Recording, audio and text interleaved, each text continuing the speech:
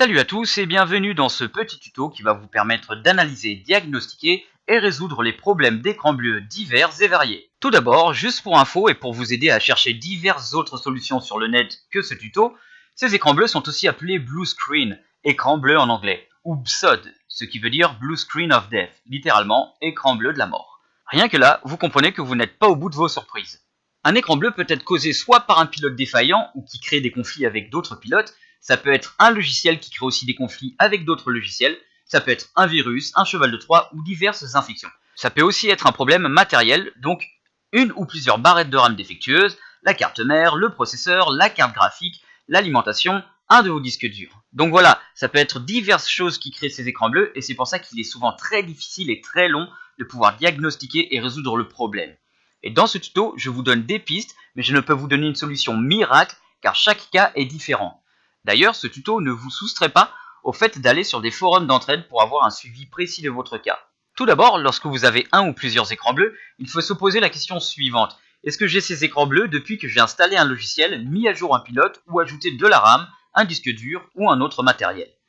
La première chose à faire est donc de revenir une étape en arrière, c'est-à-dire que si vous avez installé un nouveau pilote, un nouveau logiciel, ou si vous avez installé un nouveau matériel comme une barrette de RAM ou un disque dur, etc., il va falloir le désinstaller.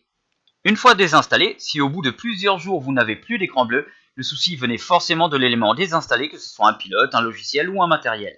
Si vous avez des écrans bleus alors que vous n'avez rien installé de nouveau, ou si vous avez des écrans bleus depuis que vous avez monté ou acheté votre ordinateur, la grosse enquête et le gros travail qui s'ensuit vont commencer. Avant d'énumérer les diverses étapes à effectuer pour tenter de trouver la source du problème et d'en venir à bout, je vous propose d'installer un soft qui vous permettra d'analyser les écrans bleus que vous avez eus. Normalement, Windows garde dans un dossier les fichiers de rapport de crash de l'ordinateur. Pour pouvoir les lire et peut-être avoir des infos capitales sur la source du problème, il va vous falloir installer le soft WhoCrashed ou alors Blue Screen View. Je vous mets les liens de téléchargement dans la description de cette vidéo. Avec un peu de chance, ces softs pointeront directement le pilote ou le matériel mis en cause. Selon le code qui vous sera donné dans le rapport, cherchez sur internet les solutions proposées. Nous allons voir maintenant les étapes pour tenter de trouver la source du problème et peut-être d'en venir à bout. Donc, la première étape va être d'effectuer ce qu'on appelle un check disk. Mais avant d'entrer dans le vif du sujet, je me doute que certains vont me dire « Oui, mais moi, je ne peux pas vérifier ou installer quoi que ce soit, parce que j'ai des écrans bleus dès que j'allume mon ordinateur. » Eh bien, vous allez tout simplement commencer par démarrer votre ordinateur en mode sans échec. Le mode sans échec est une option de résolution des problèmes pour Windows qui démarre votre ordinateur selon une configuration limitée. Seuls les fichiers et pilotes de base nécessaires à l'exécution de Windows vont démarrer. D'ailleurs, si votre ordinateur démarre sans encombre en mode sans échec alors que vous aviez des écrans bleus en démarrant normalement, votre souci d'écran bleu provient certainement d'un pilote défectueux. Pour démarrer en mode sans échec, la plupart du temps, il faut tapoter la touche F8 lorsque votre ordinateur redémarre et que vous voyez les premiers éléments graphiques à l'écran, c'est-à-dire soit du texte, soit un logo, etc. Sur certains ordinateurs, c'est une autre touche que F8. Il va falloir vous renseigner là-dessus par vous-même. Donc, une fois démarré en mode sans échec ou une fois démarré normalement, on va tout d'abord faire un check disk qui va analyser et tenter de réparer les erreurs de votre disque dur. Pour cela, allez dans le menu démarrer, comme ceci, recherchez le programme CMD et on va l'ouvrir comme ça en administrateur. Une fois que la console s'ouvre, entre le texte suivant en respectant les espaces. CHKDSK espace slash F espace slash R. Et faites Entrée. En fait, le F corrige les erreurs détectées sur le disque et le R détecte les secteurs défectueux. Vous pouvez aussi tester votre disque et l'analyser avec HDTunes. Pour ça, je vous laisse voir les divers tutos et conseils sur ce soft par vous-même. Une fois que le scan check disk a été terminé et qu'il a montré des erreurs et les a réparées ou qu'il n'a pas montré d'erreurs, la deuxième étape va être d'utiliser l'utilitaire SFC Scan Now. Suite à l'installation ou à la désinstallation de logiciels, des fichiers système peuvent se trouver modifiés ou endommagés. L'utilitaire SFC va scanner, remplacer et donc réparer les fichiers système manquants ou défectueux. Pour cela, on ouvre de nouveau la commande CMD, donc en administrateur, et on écrit la ligne de commande suivante, toujours en respectant les espaces, sfc espace slash scan now. Vous faites Entrée et vous attendez la fin du test. Il se peut qu'on vous demande le CD d'installation de votre Windows, donc n'hésitez pas à l'utiliser. La troisième étape va être de vérifier et ensuite de mettre à jour tous les pilotes de votre ordinateur. Je vous conseille de lancer Windows Update pour mettre à jour tous les pilotes de Windows. Mettez aussi à jour les programmes comme JavaScript et Flash Player. Ensuite, allez sur le site driverscloud.com, ici. Allez sur Démarrer la détection. Si vous n'êtes jamais allé sur le site et si vous n'avez jamais fait ces étapes, cliquez sur Installation de l'agent. Attendez l'installation. Et une fois installé, revenez sur le site et cliquez sur Démarrer la détection. Ensuite, Détecter. Allez sur Trouver les pilotes et voici la liste des pilotes que vous devez mettre à jour. Maintenant, tous vos pilotes doivent être à jour. La quatrième étape consiste à faire des scans antivirus. Faites un scan avec votre antivirus. Si vous n'en avez pas, installez-en un car c'est important d'en avoir. Je vous conseille aussi de télécharger des logiciels comme Rogue Killer, Malwarebit et ZHP Diags et d'autres analyseurs utiles. N'hésitez surtout pas à demander plus de conseils sur ces logiciels sur des forums comme Comment ça marche, cnet.france, hardware.fr, Tom's Guide, et ne négligez pas non plus les forums anglophones si vous vous débrouillez bien entendu avec l'anglais. Si malgré toutes ces étapes effectuées vos écrans bleus sont toujours présents, il va falloir commencer à s'occuper de la partie matérielle. Dans cet ordre ou dans un autre, vous pouvez commencer par utiliser un autre disque dur si vous en avez un. On a effectué des tests, des scans antivirus, des mises à jour pilotes, et vous avez encore des écrans bleus. Ça ne met pas encore totalement le disque dur hors de cause. Il est donc judicieux d'utiliser un autre disque dur pour voir si les écrans bleus sont encore présents. Alors, on imagine que vous utilisez un autre disque dur, mais avec le même Windows ou Linux que sur votre premier disque dur. Si vous n'avez plus d'écran bleu, le problème était certainement votre premier disque dur. Par contre, si vous avez encore des écrans bleus, soit vous êtes hyper malchanceux et ce disque dur a aussi un souci, soit c'est un problème de votre version de Windows ou Linux, soit un problème matériel autre que le disque dur. L'étape suivante sera donc de faire des tests avec une autre version de Windows et même de Linux, comme ça on pourra aussi écarter l'hypothèse du système d'exploitation défectueux. On va maintenant se pencher sur la RAM. Bon nombre d'écrans bleus sont le résultat d'une ou plusieurs barrettes de RAM défectueuses. Comme premier test, si vous avez plusieurs barrettes de RAM, il vous suffit de ne mettre qu'une seule barrette et d'utiliser votre ordinateur plusieurs jours. Testez chaque barrette une par une pendant plusieurs jours. Si vous avez toujours des écrans bleus, le problème ne vient pas de la RAM, ou alors vous êtes un hyper poissard et toutes vos barrettes sont défectueuses. C'est hyper rare mais on ne sait jamais.